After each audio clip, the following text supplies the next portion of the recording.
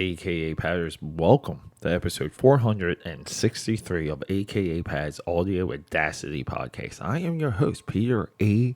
DeLuca, other known as the Pop Culture Pope, Spicy Taco Roast Beef Sandwich, and Magneto's Helmet.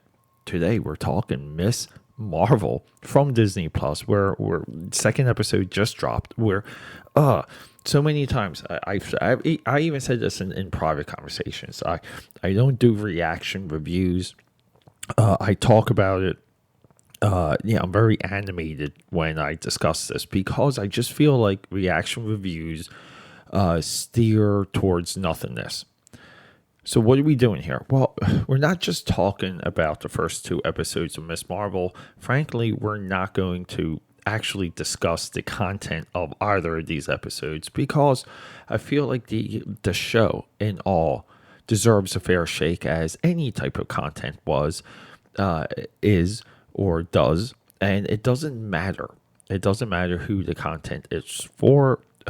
We here at AKAPAD's Audio Audacity podcast, we look at all content and we judge it on its merits. We judge it on its intent. We judge it on the execution. We do not interject frivolous fantasy fan fiction ideas into what we expect these shows to be. Now, that sometimes I cross that line because no one's perfect. And sometimes when we're reactionary, that's all that's in front of our face, and we don't see the show, we don't see the movie, we don't read the comic book or the novel the way that it was intended. So, are we getting that with Miss Marvel? I don't think so. But did we just get that with Halo? And I would say, yeah, Halo from Paramount Plus is a absolute prime and perfect example of what the expectations were versus what the reality was in front of our face. I think two of the biggest examples of this is Indiana Jones, Kingdom of the Crystal Skull, which really has passed over a generation. And we've seen it with Star Wars The Last Jedi, and even previously when it comes to Star Wars content, Star Wars Episode 1, Phantom Menace, which I just recently put on because I've been watching Obi-Wan also on Disney Plus.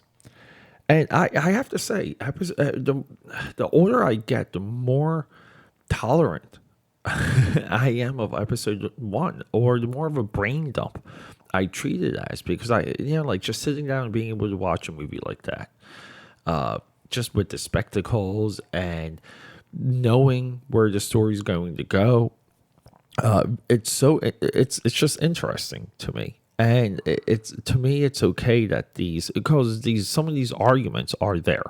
Does episode 1 have a focal character? No.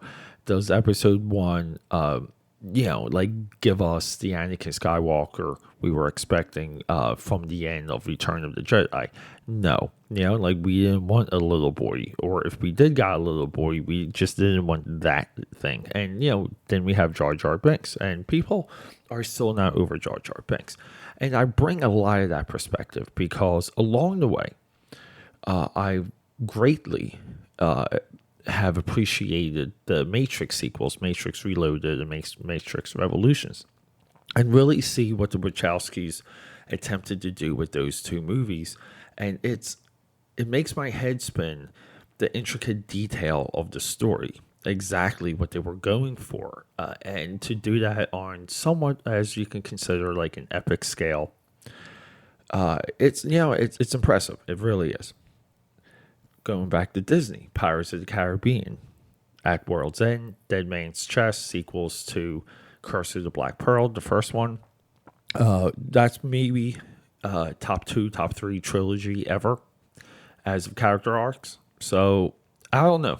This is a lot of my perspective, and this all comes into Miss Marvel, because Miss Marvel came up during a time where I was completely blacked out of anything that was happening. From the outskirts, everything that Marvel Comics, not Marvel Cinematic Universe, not Kevin Feige, whatever the heck that guy's name is. Yeah, the MCU, right? I'm talking the Marvel publishing house, the House of Ideas. 2013, Captain Marvel 14 premieres Kamala Khan. Kamala Khan also shares 5 to 6 creators, which is way too much. I think that's the biggest criticism of the character. And then from that point on, this idea of Kamala Khan and Miss Marvel being a diversity positioned character, even when it comes down to the showrunner, the head writer for Miss Marvel, it's there. It's an accurate assessment. It's an accurate criticism. I don't feel like it's overblown. Now, what we do with that now, it's very different because if we move into an age of diversity where these things become a focal point, and you gotta remember it's temporary. It's a focal point until it's no longer one. And we get a character that, according to Marvel, Joe Quesada, who just left. I might do a video on him, so be on the lookout. They were like, look, this character is popping. This character is resonating. It's going in a direction that we were not anticipating. It's pulling in the type of reader that we want for the future. And people might be like, well, it's not enough. It's not enough of a readership. Well, I'll tell you one thing. Venom wasn't either, nor was Deadpool. Those two characters were thrown into the middle of what you would call the comic book boom. Same as Harley Quinn. It's not apples to apples. And I'm not making an argument here for diversity, for diversity hires. I'm telling you a little bit of the history of all of this. And then along the way, some of the creators, Sana Amante, who just left Marvel too, I believe 4 to 5 months ago. They make these comments. It's not for you. I wanted to create a character I could identify with. And diversity in a very large way, because I've been really digging deep on the creation of Batman and Bob Kane and the Bill Finger stuff. Maybe more on that later. I don't know. And a lot of it's friendship and nepotism. Friendship, nepotism versus diversity hires and diversity action within companies. And, I gotta say, I don't see much of a difference. I really don't.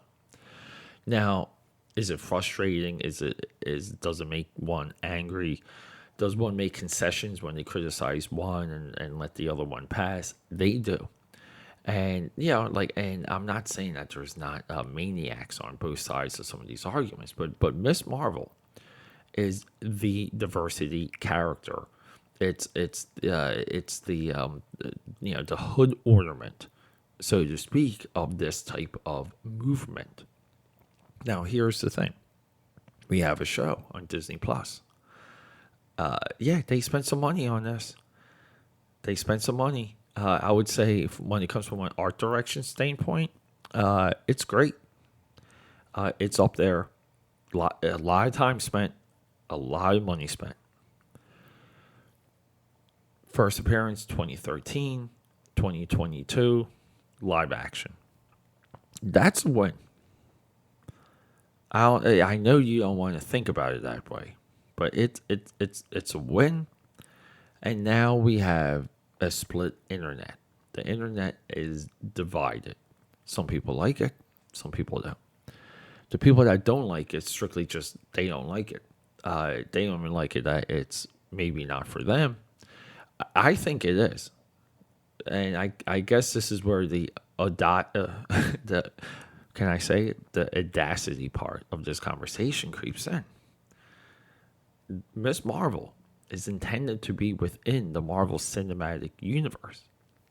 It's intended to be a spin-off or a true spiritual sequel to Captain Marvel.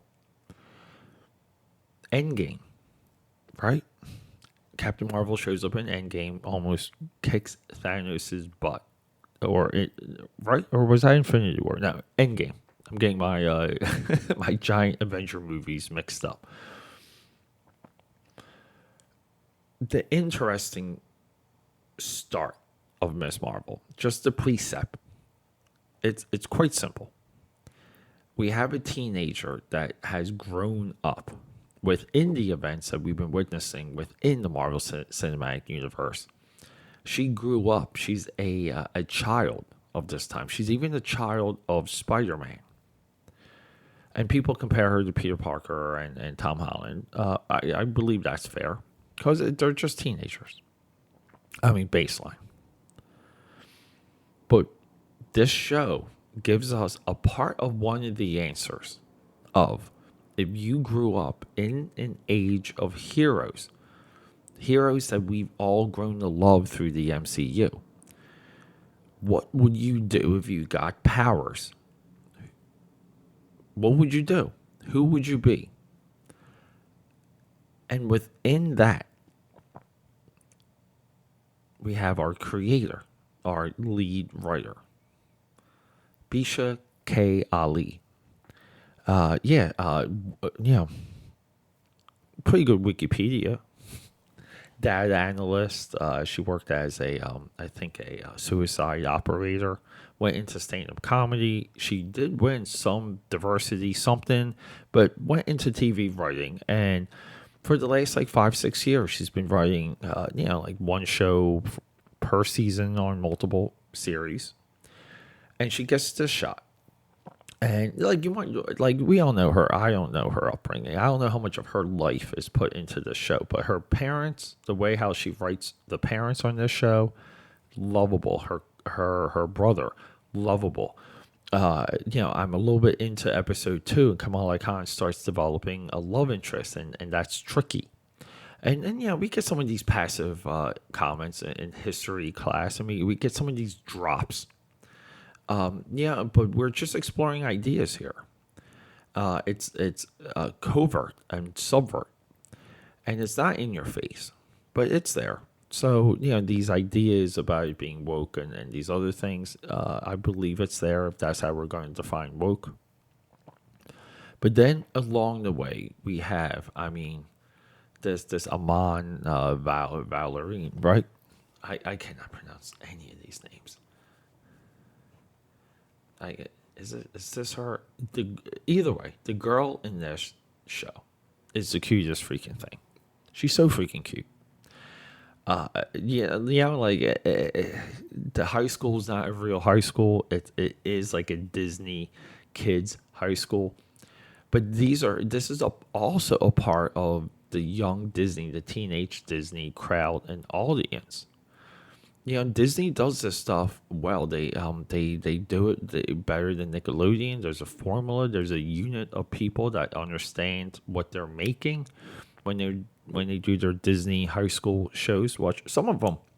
We really have to be honest. The two standouts for Disney Plus, it's Big Shot with John Stamos, and it's the Mighty Ducks. Those are the two best shows that Disney Plus has put out. So it's the show's lighthearted, it's enjoyable, and it's giving us a position and an angle within the MCU that I really didn't think we were going to see beyond the Tom Holland Spider-Man. And the Tom Holland Spider-Man is different. He's thrown into the mix. This girl is completely on the outside. She's a product of, if you want to call it the invasion of New York, same as Kate Bishop was in Hawkeye. They're products of these extraordinary events, these extraordinary things that happen around them.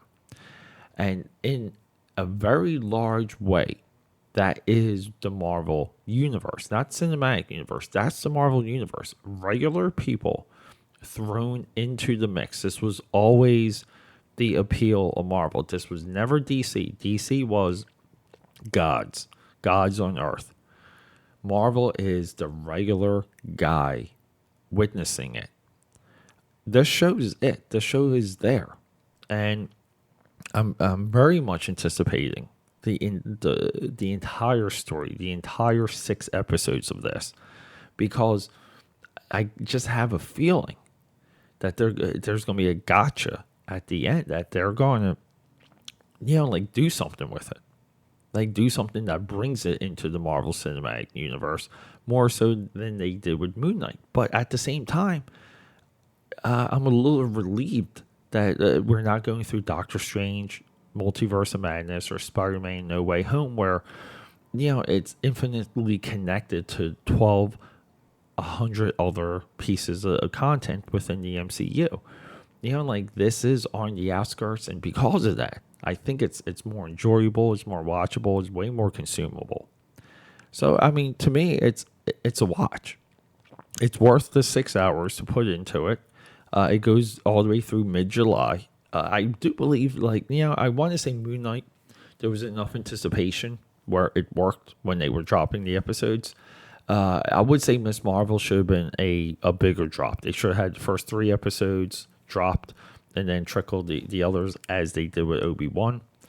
But everyone, AKAPAD's Audio Audacity Podcast, we're not done with the Marvel Cinematic Universe. I made some decisions from the last episode. So starting with episode 464, we're going to do things out of order. Okay? Venom 2, Let There Be Carnage, post-credit scene, quick talk, quick conversation, quick explanation of why that, what happened with that when that dropped, and why it's important, and why it's not important, or why is it important that it's not important. And then we're going to go into Venom, then we're going to go into Let There Be Carnage, and then we're going to discuss Morbius. And then at that point, we're not only are we all caught up on Marvel, we're also moving forward. Could be a Jurassic Park arc. It also could be a Top Gun 1-2 doozy. I'm making moves for 9 a.m. and 9 p.m. drops. So we got a lot going on here, people. I love you. Rock and roll.